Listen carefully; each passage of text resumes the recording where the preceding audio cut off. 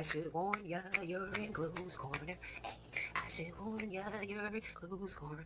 Ow. Love come quick. Love come in a hurry. There are thieves in the temple tonight. Welcome to the latest edition of Glow's Corner. Me doing the absolute most per usual. Long time, no corner. Yeah, it's your girl Glow Shines. I am back with this concept of Glow's Corner, which is called Thieves in the Temple, inspired by the title of Prince's song. So, I went to Mexico. I went to Cancun. I went to Chichen Itza. Yeah, I got to see the pyramids. And it was something that I wanted to do, just to get into an ancient space, go to a sacred space, do a little libation, whatever. You know what I'm saying? Just go check out the energy. You know what I'm saying? So of course you're going on a tour, and it doesn't feel that sacred when you're going on a tour with a gang of people that you don't know, in the mix of what's going on in the world. It was just like, oh, this is not gonna be the spiritual experience I was hoping for. I'm like, I got my sage, my Palo Santo, I got my candle. I'm about to go out here and do a ritual. And I don't know what was going to happen. And I get up there, it's like, everybody single file line. This is a fucking school trip. Like, this is not fun to me, but whatever. So we going out there. We're going to go on the tour. He gives us all this history en route, telling us about Mayan civilization, great information. And it was cool because, he was just like, the Mayan culture is still here, and you can support them by buying a calendar with this paper they make. And I'm sure people have been on this tour and heard the story, but it just grinded my gears. And I'm going to tell you why. It's beautiful. It's exciting. I am pleased to know that the Mayan culture is still flourishing, especially when you think about Incas, Mayas, Aztecs. You think about cultures that no longer exist. So the fact that, the culture is still around, that is exciting.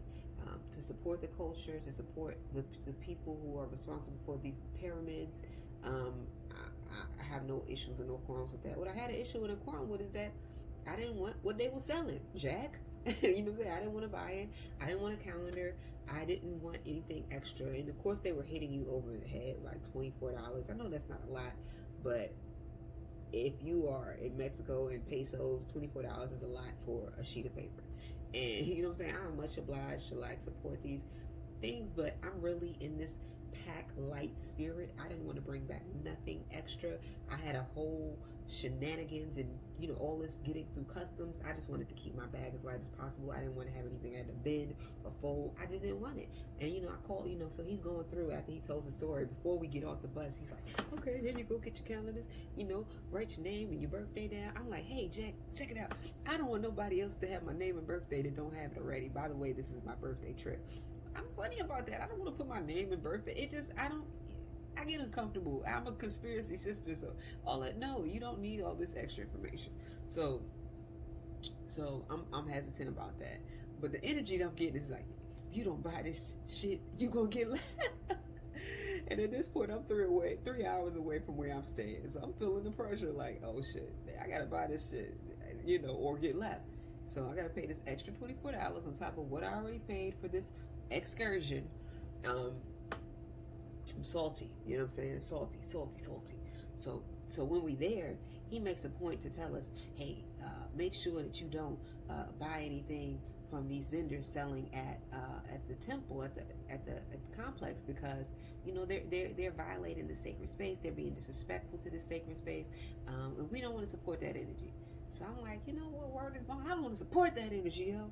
I honor this sacred space. But I already came with that energy anyway. Like I said, I came here to make libations and do all my sacred. I wanted to bring my Palo Santo. I was ready to, have a little ritual. So I already was in that space. Like, people were there taking pictures, and big ups to them, nothing of that. But I didn't want to take pictures. I didn't want to have that. And I just wanted to enjoy the space. So I didn't take any pictures with me like, hey, I'm Chichen Itza. You know what I'm saying? I didn't do any of that. But I got to enjoy the space and feel the energy of what was there, pour libations, all that good stuff. So as we're leaving, finally we went through the whole tour like a fucking school trip. I'm like, I'm 30 great years old. Just had my birthday. Big ups to me, Capricorn season flat. I'm like, I don't want, you know what I'm saying? Like, we walking through, I'm just, I'm doing everything I can to maintain my adulthood. Like, I'm grown, goddammit. I'm not standing in line. I'm gonna stand over here adjacent to the line. So you, look, just make sure I'm there. Huh, it's me. It's my time, goddammit. Um, so we leave it out. As we leave it out, we go through this corridor of vendors. These are the vendors. The vendors, he told us, be wary of these vendors. They are, they desecrated this sacred temple. I'm like, where is God? You know what? Y'all not respecting this temple. Y'all supposed to love it. I shade to your mind. You know, they just sitting there selling everything. When I tell you they had everything, they had everything. They had crystals, they had ornaments and trinkets. They had like wall hangings and things you can wear, beautiful covers, and everything was $1.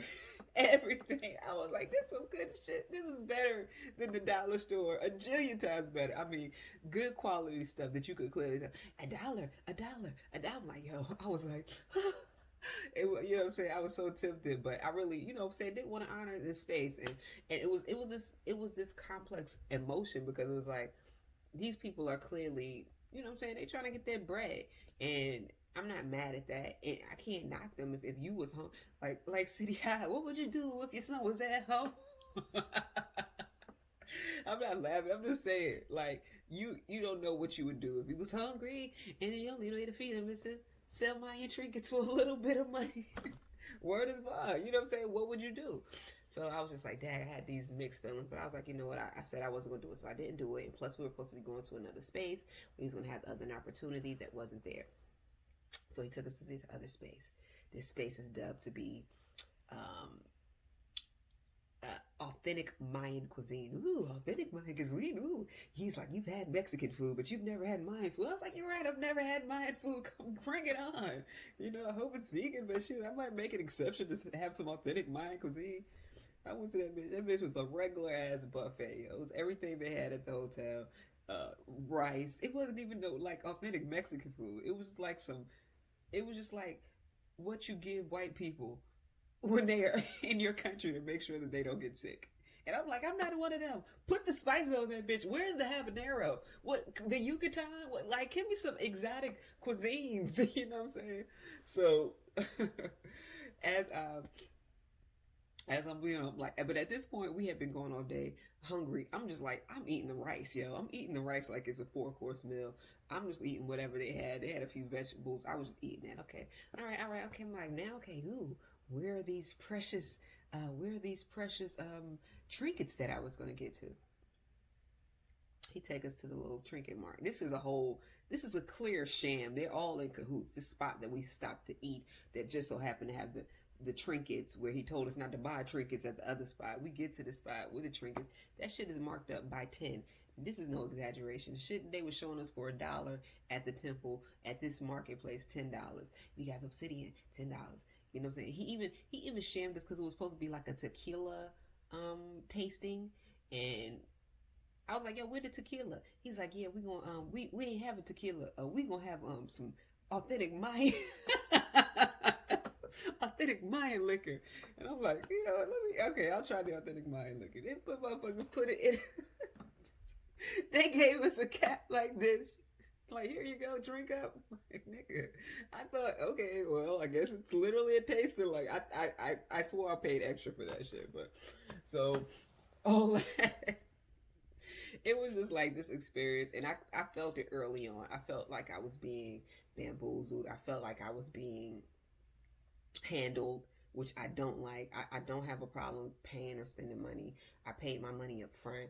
I really felt shook down and I was dolo. And you know what I'm saying? Like, I just felt when I'm dolo, I just felt like I gotta make sure I get my ride back. I honestly felt like that was the energy. Not that would do, that really was the energy that I was getting. It was nothing that was said, but it was just things that happened that just made me feel like if I didn't buy this calendar, I was gonna get left. And it wasn't that deep to me. I was like, I have no issue supporting, you know, this culture, which I've said multiple times. Does it make it seem like I have an issue? I don't know. But it was just the delivery, the deception. And I know that's common when you're dealing with tourist places and tourist traps, that they're going to do whatever they can to get their money. It happened to me. Something similar happened to me in Colombia. So I'm not, unfamiliar with that. But the thing about this that made it different was the thieves in the temple was this sacred space. You know what I'm saying? Like, this is supposed to be a sacred space. This is an ancient space. This is a wonder of the world. And not even the people, the vendors were not as bad as this person who was running this tour, who claimed to be affiliated with UNICEF. I don't know much about them, but I've heard things. And to me, they were the more deceptive. Like, they were selling me a timeshare. You know what I'm saying?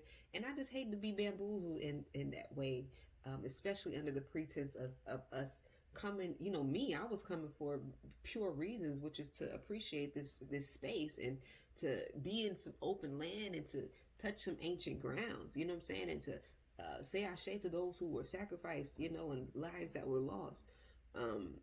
And for the people who are supposed to be of this cloak, of this kiln, of this culture to lead, which is common, I guess. It's common for the people of the culture to be the first exploiters of the culture, but to be the first exploiters of the culture on a sacred ground and in a sacred space is what I had an issue with it. I know some of you Bible thumpers might have the answer, but it really just, you know, and even in that moment, it made me think of that scripture where Jesus was in, you know, in the temple, in the synagogue, and he was turning over the tables where the merchants were, and just the anger. What are y'all doing out here? Like, what the fuck? Like, because and that's what the tour guide gave me, because in all honesty, the vendors, they weren't actually on the ground. They were like on a corridor leading to the ground.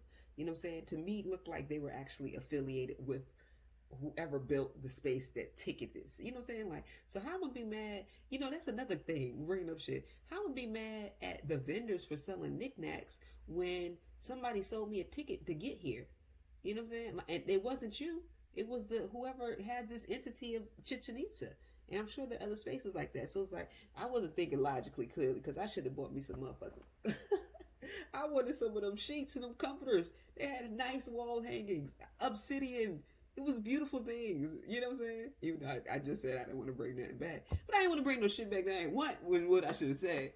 I'd have bought some good shit back. $1. I can't pass up a hanging of a Aztec warrior. A Mayan chief, you know what I'm saying? I couldn't pass that up. You know, I make light of it, but it really bothered me because, you know what I'm saying, it's happened in other capacities. And you know what?